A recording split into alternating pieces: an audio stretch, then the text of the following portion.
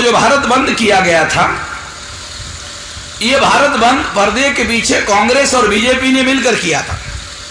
आप हैरान हो जाओगे सुनकर कि कांग्रेस और बीजेपी कहती है कि हम आपस में दुश्मन हैं, हम आपस में दुश्मन हैं।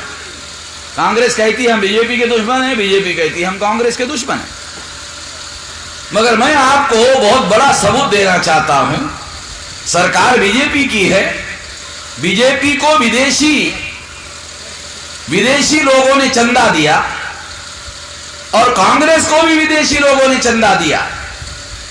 यह चंदा सीक्रेट रिपोर्ट में पकड़ा गया और सार्वजनिक हुआ और केस बन गई। इसलिए बीजेपी ने पार्लियामेंट में कानून बनाया कि कांग्रेस और बीजेपी और कांग्रेस के विरोध में विदेश से चंदा लेने का जो आरोप है, इस आरोप की जांच पड़ताल नहीं होगी। नरेंद्र मोदी ने संसद में कानून पास कर दिया।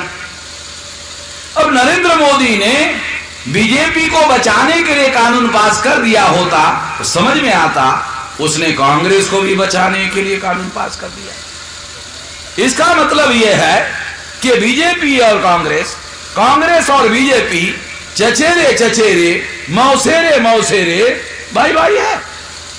हमें बताते हैं कांग्रेस वाले कि हम बीजेपी के विरोधी हैं, बीजेपी वाले बताते हैं कि हम कांग्रेस के विरोधी हैं। मगर ये लोग विरोधी नहीं हैं। और अगर ये विरोधी है भी तो ये किस तरह के विरोधी है? जैसे फिल्म होती है, फिल्म में धर्मेंद्र और प्राण होता है, और जब फिल्म बनाने की शूटिंग चलती है तो धर्मेंद्र प्राण को घुसा मारता है, प्राण धर्मेंद्र को घुसा मारता है। शूटिंग समाप्त होती है, दोनों टेबल कुर्सी पर आके बैठते हैं और प्राण धर्मेंद्र को कहता है, धर्मेंद्र तू जवान है यार, मैं थोड़ा बूढ़ा आदमी हूं, तू इतने जोर से गुस्सा मारता है, थोड़ा खबरदारी लिया कर, है? थोड़ी खबरदारी लिया कर, है?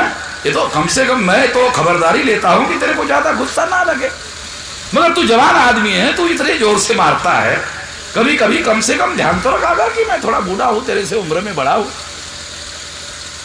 और शूटिंग में वो एक को दूसरे को तीसरा मारते रहते हैं, मगर टेबल कुर्सी पे आके दोनों मिलके चाय कॉफी पीते हैं। एक कांग्रेस बीजेपी कांग्रेस धर्मेंद्र और प्राण की तरह है। फिल्म कहता है कि विलन है प्राण, धर्मेंद्र हीरो, मगर ये न हीरो है न विलन है।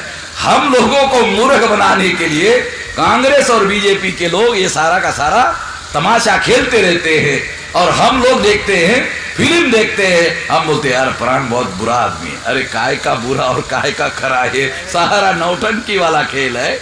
ये नौटंकी वाला खेल कांग्रेस और बीजेपी और कांग्रेस के लोग खेलते हैं, हम लोगों को समझना होगा। साथियों, उसी तरह से 2 तारीख का जो भारत बंद है, ये कांग्रेस और बीजेपी और कांग्रेस ने मिलजुल कर बंद करवाया।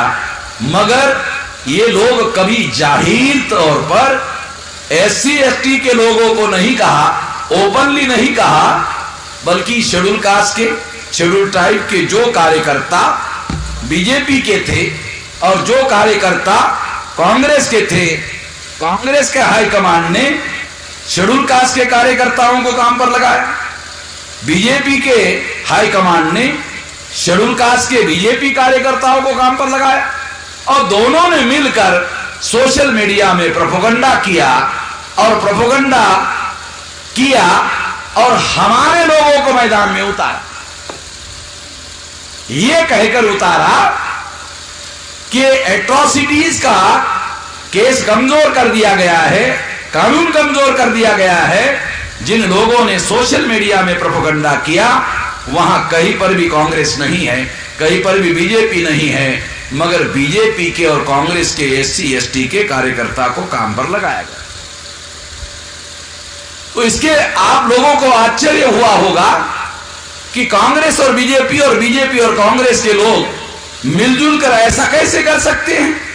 मैं आपको इसकी रणनीति समझाता।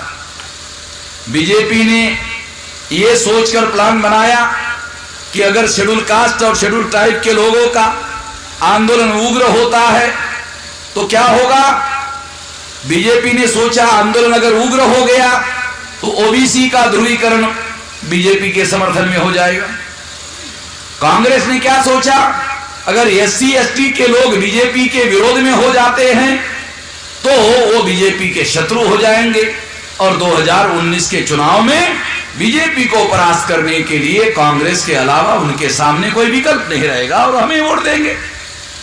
अन्यथा कांग्रेस अगर पब्लिक में आकर कहती कि 2 तारीख का बंद करो, बीजेपी अगर पब्लिक में आकर कहती 2 तारीख का बंद करो, तो कोई शेड्यूल कास्ट का आदमी कांग्रेस बीजेपी के नाम पर समर्थन देने के लिए राजी नहीं होता।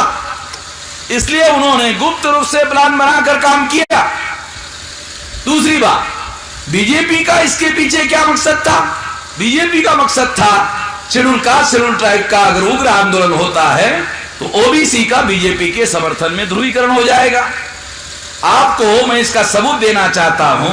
जब 2 तारीख का भारत बंद हुआ उसके बाद बीजेपी के लोगों ने, आरएसएस के लोगों ने, विश्व हिंदू परिषद के लोगों ने गुप्त अभियान चलाया और चलाने वाले संघ परिवार के लोग थे कि 10 तारीख को ओबीसी का बंद, 10 तारीख को 2 तारीख वालों के विरोध में 10 तारीख को बंद, ओबीसी का बंद।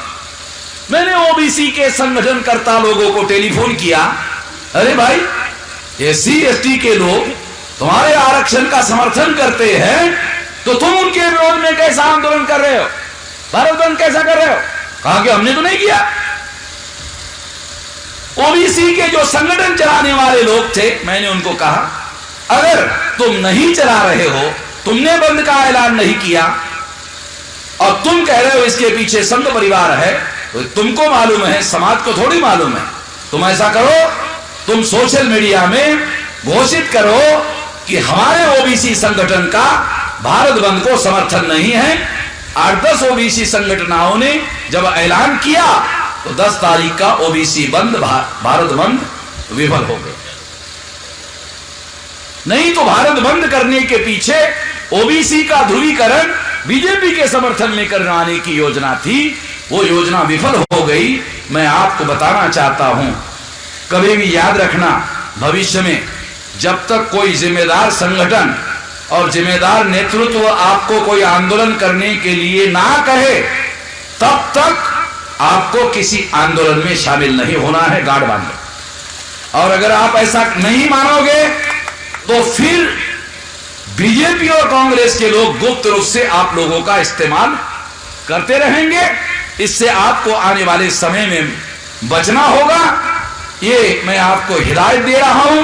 भविष्य में इसके बारे में आपको सतर्कता बरतनी होगी, नहीं तो सोशल मीडिया के द्वारा गुप्त अभियान चलाया जाता रहेगा और आपका इस्तेमाल किया जाता रहेगा। एक खबरदारी में सोशल मीडिया को भी कहता हूं कि ये जो बात मैं कह रहा हूं इसको भी सारे देश भर में वायरल किया जाए।